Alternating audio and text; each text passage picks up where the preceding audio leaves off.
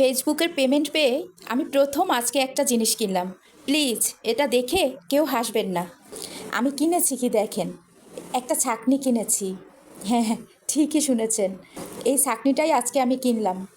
অনেকে প্রথম Facebook payment পেয়ে ফোন কিনে, কেউ গয়না, কেউ আবার তার পছন্দের অনেক দামি দামি জিনিস কিনে, কিন্তু আমি একটা ছাঁকনি কিনলাম। কারণ আমার স্টুডিও হলো আমার রান্নাঘর, আর আমার রান্নাঘরের ফেসবুকের জন্য এই প্রথম ইনভেস্টমেন্ট এই ছাঁকনিটা। আমি এখন থেকে এই ছাঁকনিতে ভাত রান্না করে ভাতের মাড় ফালাবো। আমার আগের মাড় ফালানিটা ছিল প্লাস্টিকের, তখন থেকেই আমি ভেবেছিলাম আমি যদি ফেসবুক থেকে টাকা পাই তাহলে একটা সুন্দর একটা স্টিলের ছাঁকনি কিনবো।